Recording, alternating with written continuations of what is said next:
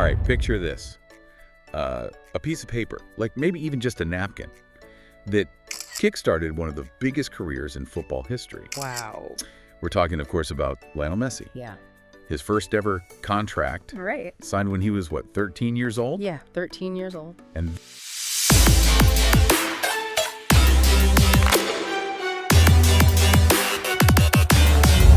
okay, so get this, a napkin, like a regular napkin, ends up being worth almost $1 million. Wow. Yeah, pretty crazy, right? That's wild. But that's what happened with Lionel Messi's first contract with FC Barcelona. No way. Yeah, it just sold at auction for over $965,000. Wow. And it's not just a cool sports thing either. Right. It actually shows how important it is to put agreements down in writing, especially for you guys out there with young athletes. Definitely. I mean, you got to think about protecting everyone, right? Exactly.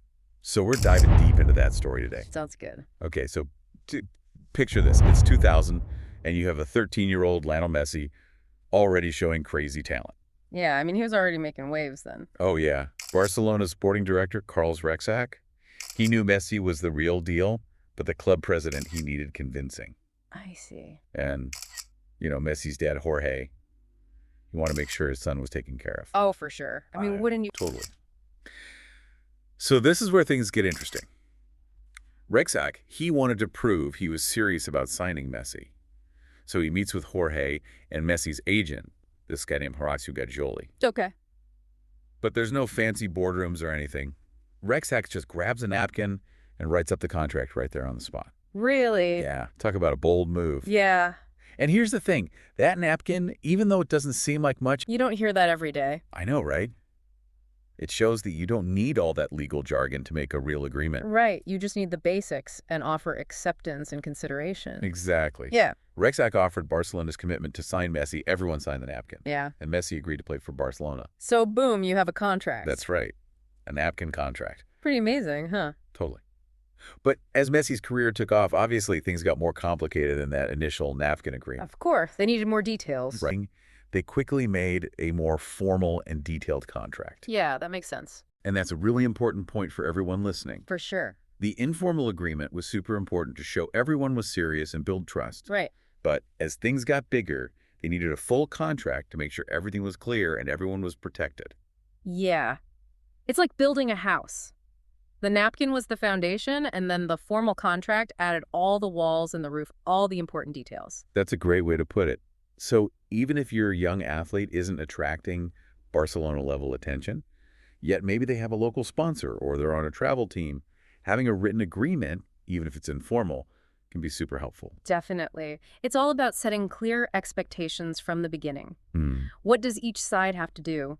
How will your athlete be compensated? Are there travel expenses? Things like that. Right. Putting it all in writing helps prevent misunderstandings and disagreements later on. And it also shows that you're serious and committed to making things work. It's like saying, hey, we want to do things the right way. Exactly. And that kind of clarity is important not just for money, but for figuring out who's responsible for what.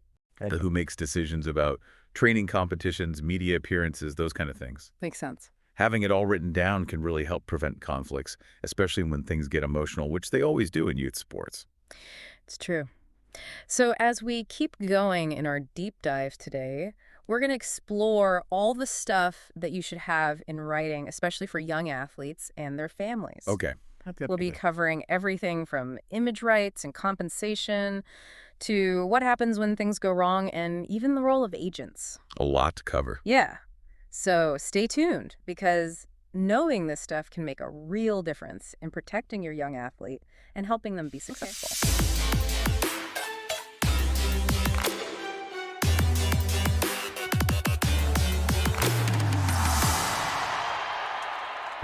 You know, we were just talking about how Messi's napkin contract turned into a much more detailed agreement. Yeah, as his career got bigger. Right. And I bet a lot of parents and families are probably wondering, okay, a written agreement is important, but what should actually be in it? It can be a lot to think about. For sure, especially if you're not a lawyer or something. So let's break it down and make it easy for everyone listening who's helping a young athlete. Okay, sounds good. First things first, compensation.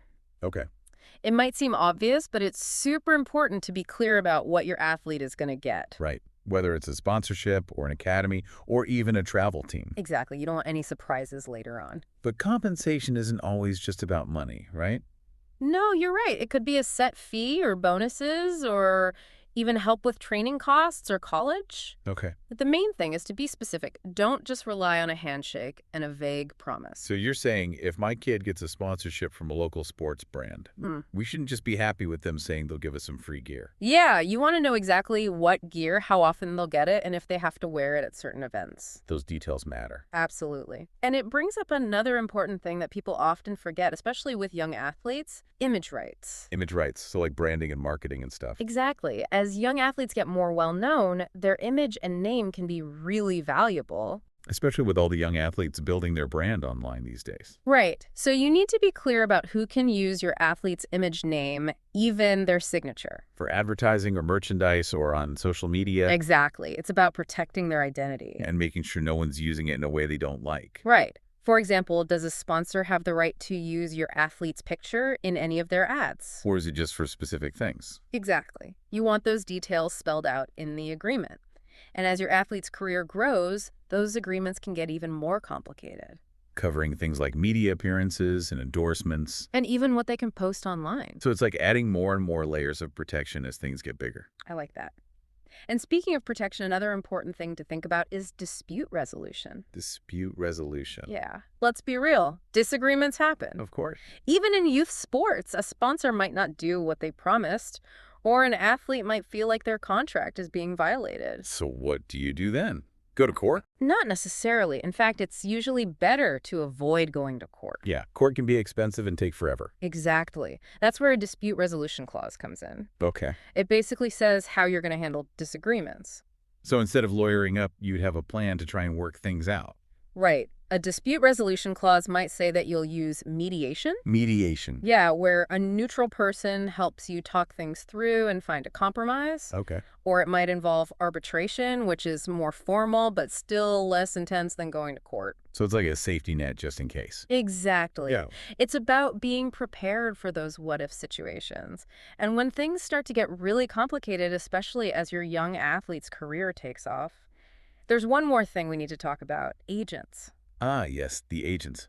When does it make sense to hire an agent, and how do you even choose someone? Great questions. And we'll cover all of that in the last part of our deep dive today. We've been talking about all this stuff that should be in agreements for young athletes, and now I think it's time to talk about agents. Yeah, that's a big one. When does it make sense to get an agent to help with all these contracts and negotiations? It feels like a really big step. It is a big step. You gotta remember, agents are professional negotiators. Right. They know contracts inside and out, they know how much athletes are worth, and they can help you get the best deal. Okay. But for a young athlete who's just starting out, an agent might not be necessary right away. It depends on how much attention they're getting and how complicated the agreements are. Exactly. So if my kid is starting to get noticed by college scouts or sponsors or even pro teams, that might be the time to start thinking about an agent. Yeah, that's a good indicator. Because an agent can handle all that contract stuff, Mm, so your athlete can focus on training and competing. right. And they can help you figure out which offers are good and give you advice on making decisions. Okay. And they can even connect you with other people, like financial advisors or marketing people. Sounds like having an agent can be a huge help. It definitely can be. Yeah. Especially when things start moving fast. But I imagine finding the right agent is really important. It's crucial. You got to find someone who's a good fit. First of all, you want someone with a good reputation and experience. So they've done this before and they know what they're doing. Exactly. Ideally, they've worked with athletes in your child's sport. Okay. You want someone who's well-connected and understands what young athletes go through. So it's not just about getting the biggest contract possible. Right. It's about finding someone who gets your athlete's goals and really wants what's best for them. They can be a good communicator too, right? Definitely. Someone who listens to your concerns and explains things clearly and makes you feel comfortable. Like you can trust them. Exactly. You want to feel like this person is on your team and they're going to fight for your child's success on and off the field. That makes sense. Now, how do you even find agents? Do you just wait for them to come to you? Sometimes that happens. Okay. Especially if your athlete is already doing really well. But you can also be proactive. Okay. You can network with people in the sports world. You can go to showcases and tournaments where agents might be, and you can even reach out to agents directly. So it's like college recruiting, where Both sides are trying to find each other. Yeah, kind of. And just like with college recruiting, you got to do your research. Right. Talk to other athletes and families who have agents, get recommendations, and really look into the agent's background. To check them out. Yeah, there are also websites and stuff where you can find information about agents and make sure they're legit. Sounds like preparation is key. Yeah. So once you've found a potential agent, what are some good questions to ask them? You want to know about their experience, their approach to representation, and how much they charge? Their fees. Yeah. Ask about how they communicate, how they handle negotiations, and what other kinds of support they provide. Like, do they help with marketing or financial planning? Exactly. You're basically interviewing them to see if they're the right match for your athlete and your family. So it's more than just getting a contract signed. It's about finding someone who shares your values and will really look out for your child. That's a big decision. It is. Take your time, do your research, and don't be afraid to ask tough questions. And remember, if you don't feel good about it, you don't have to sign with anyone. Trust your gut. Exactly. So as we wrap up our deep dive into contracts and young athletes, what's the one thing you want everyone to remember? Good question. Remember that protecting your young athlete is an ongoing thing. It's not just a one-time thing. Right. You got to stay informed, keep asking questions, and build a team of people you trust who can help you along the way. Like lawyers and financial advisors and maybe an agent. Exactly. Whether you're looking at contracts or getting legal advice or figuring out if you need an agent, knowledge is power. And that's what the deep dive is all about. That's right. We hope you found this episode helpful and empowering. Me too. Just like that napkin contract that started Messi's career, taking steps to protect your young athlete can make a huge difference. For sure. Keep learning, keep asking questions, and keep supporting those amazing young athletes out there. Couldn't have said it better myself.